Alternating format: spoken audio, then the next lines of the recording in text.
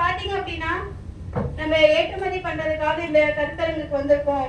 நம்மளால முடியுமா? நம்ம கடைக்கோடி வில்லேஜ்ல இருக்கோம், ஊத்தங்கரை, மத்தூர் இந்த மாதிரி பிளாக்ல இருந்து வந்து நம்மளால ஏற்றுமதி பண்ண முடியுமா அப்படின்னா கண்டிப்பா முடியும். இப்ப எனக்கு முன்னாடி பேசினப்ப பாத்தீங்கன்னா ஒருங்கிணைந்த பூச்சி மேலாண்மை, அதுலயும் ஏற்றுமதிக்கு என்னென்ன பூச்சியை கட்டுப்படுத்தணும்ன்றத மேடம் அழகா ஏற்கனவே உங்களுக்கு தெரிஞ்ச விஷயங்களையும் அதை எப்படி சரியான முறையில பயன்படுத்துறது அப்படின்றத தெளிவா சொன்னாங்க. இதுல இருந்து எத்தனை பேருக்கு நம்ம மாங்காயும் ஏற்றுமதி பண்ணி ஜப்பான்ல இருக்கிறவங்க, ஆஸ்திரேலியால இருக்கிறவங்க எல்லாம் சாப்பிடணும்னு ஆசைப்படுறீங்க?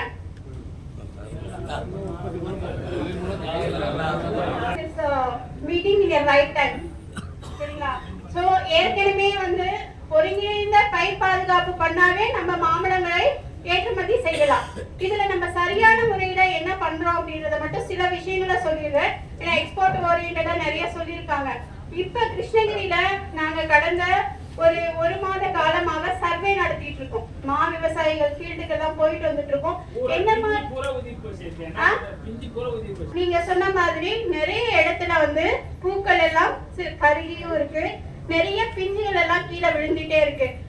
மா வந்து ஒரு ஆண்டு பயிர், நெல்லு மாதிரியோ இல்ல பயிர் வகை பயிர் மாதிரி கிடையாது. மா அப்படின்றது பல்லாண்டு பயிர்.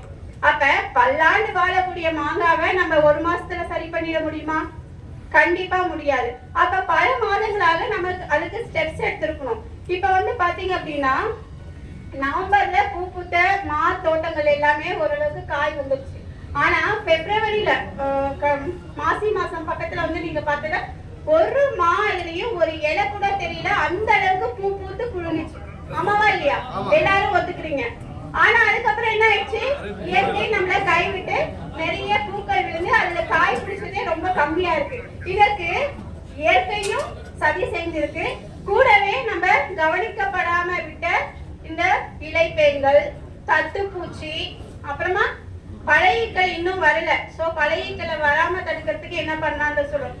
அது இல்லாம நிறைய பேர் வந்து ஜோன புழு, கொக்கி புழு நிறைய 2014 இருந்தே இருக்கு.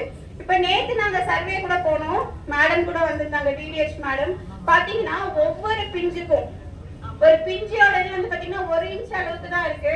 அதுக்கும் கம்மியானதுலயே அதோட தாக்குதல் எப்படி ஆரம்பிக்குதுன்னா அந்த கொக்கி புழு இருக்கு இல்லையா, அந்த காம்பு கிட்ட உள்ள போய் லைட்டா சொரண்டுது. அப்படி சொரண்டனால என்ன ஆகுது?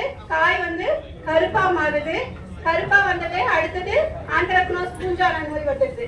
இல்ல காம்பு பகுதியில் இல்லைன்னா நல்ல கீழே நுனி பகுதியில, பெங்களூரோட கிளிமூக்குன்னு சொல்லுவோம், அந்த மூக்கு மாதிரி இருக்கிற பகுதியில லைட்டா சொரண்டு போய் கருப்பாகுது. திருப்பி அந்த காய்களும் சத்து இல்லாம கீழே விழுந்துடுது. இதுல நாங்க பார்த்த விவசாயிகள்ல நிறைய பேர்கிட்ட கேட்டப்ப நாங்க 5 மருந்து அடிச்சிட்டோம் மேடம். குறைஞ்சது 4ல இருந்து 5 மருந்து அடிச்சிருக்கீங்க. இங்க இருக்கிறவங்களும் கண்டிப்பா 3 மருந்தாவது அடிச்சிருப்பீங்க. ஆமாவா இல்லையா? சோ இந்த 3 மருந்து அடிச்சிருக்கீங்க, இருந்தாலும் கூட இவ்ளோ பிஞ்சு உதிருது.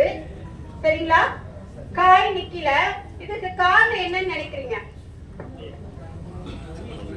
சரி, இந்த கூட்டத்துல எத்தனை பேர் பூச்சிக்கு மருந்து அடிச்சீங்க? எல்லாரும் அடிச்சிருக்கீங்க.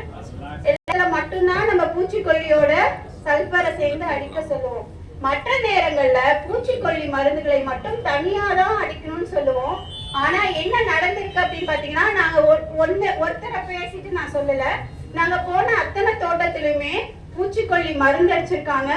கூடவே வந்து சல்பரும் போட்டிருக்காங்க, கூடவே ஹியூமிக் ஆசிட் போட்டிருக்காங்க, அப்புறமா மேங்கோ பூஸ்டர் போட்டிருக்காங்க, கூடவே வந்து கடைசியா கடைக்காரங்கள் கொடுத்த ஒரு சின்ன டானிக் பாட்டில் மாதிரி ஒரு 2 ml விட்டுருக்கோம் அப்படின்னு சொல்றாங்க.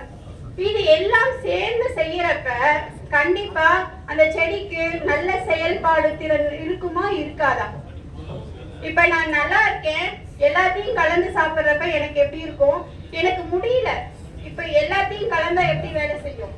அந்த செடிக்கு சொல்ல தெரியல. ஆக்சுவலா நீங்க அடிச்சக்கூடிய மருந்துகள் எதுவுமே சரியான முறையில போய் மாங்காய் செடியில இருக்கக்கூடிய இலையோ பூவையோ காயோ சேரவே இல்லை. காரணம் என்னன்னா, ஒன்னோட ஒண்ணு கலக்கிறப்ப ஒவ்வொருத்தோட வீரியமும் குறைஞ்சிருது. அது செயல் ஆற்றவே இல்லை. நம்ம அந்த மருந்தை வந்து செயலாற்றாம செஞ்சறதுக்கு காரணம் இந்த 4 பேரையும் கலந்து சேர்றதா.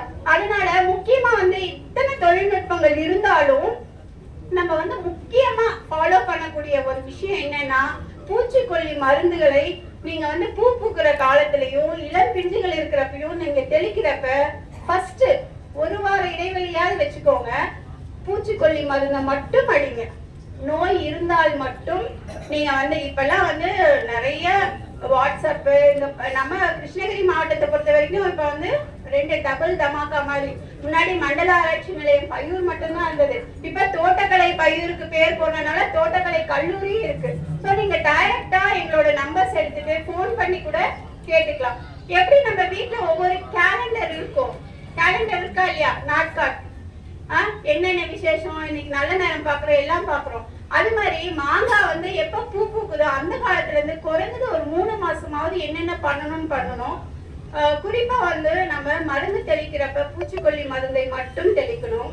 ஃபாலோட் பை அதுக்கப்புறம் தான் சத்து மருந்து, நீங்க அடிக்கக்கூடிய பூஸ்டர், நுண்ணூட்ட சத்து கலவை, டானிக், ஹியூமிக் ஆசிட் எதுவா இருந்தாலும் நீங்க பின்னாடி பாருங்க. அதே மாதிரி மேடம் சொல்றப்பன்னு சொன்னாங்க 5 மில்லி மீன்ஸ் 10 மில்லினா 20 மில்லி போடுவோம். சரிங்களா? வாங்கினதே ஒரு தடவை அடிச்சுட்டா பூச்சி ஒரே அடியா செத்து போயிட்டோம் அப்படின்னு நினைப்போம். ஆனா கண்டிப்பா அப்படி நடக்காது. என்ன நடக்கும் அப்படின்னா, பூச்சிக்கொல்லி மருந்து வந்து ஈஸியா கிரகிக்கும். அத இலைப்பேனும் சரி தட்டுப்பூச்சியும் சரி உள்ள போய் அதை வந்து சீக்கிரமா விஷத்தை முடிச்சு அடிச்சுட்டு என்ன சொல்றது, மறு எழுச்சி அடைந்து 100 முட்டை இடுதுன்னு வச்சுக்கோங்களேன். அதுல இருந்து ஈஸியா நிறைய பூச்சிகள் உற்பத்தி ஆயிட்டே இருக்கும். அதனாலதான் மாங்காய் மரத்துல எவ்வளவோ மருந்து அடிச்சு இலைப்பேனும் தட்டுப்பூச்சி நம்ம கண்ட்ரோல் பண்ணிருக்கோமா? தட்டுப்பூச்சின்றது ஜோனப்பூச்சி. நேத்து கூட ஒரு வயல்ல போய் பார்த்தோம். எப்படி இருக்குன்னா, சக்கரை பாகு இருக்கு இல்லையா, சக்கரை பாக அப்படியே கரைச்சி வயல்ல ஊத்தி விட்டு இருந்தா எப்படி இருக்கும், அப்படி வந்து இலையில மட்டும் இல்ல கீழே எல்லாமே இருக்கு. அவரும் எல்லா மருந்து அடிச்சிருக்காரு, காட்டினீங்கன்னா நான் சொல்லக்கூடிய அத்தனை மருந்தையும் கலந்து அடிச்சாரு. சோ ஒரே ஒரு வேண்டுகோள் என்னன்னா, அவ்வளவு செலவு பண்றீங்க, அதுக்காக அவ்வளவு முயற்சி எடுக்கிறீங்க உங்க பயிரை பாதுகாக்கிறதுக்கு. இருப்பினும் நம்ம வந்து எங்க தோற்கிறோம் அப்படின்னா இந்த கலந்து பண்றதுதான். சரிங்களா? இதே வந்து தவிர்த்துக்கோங்க.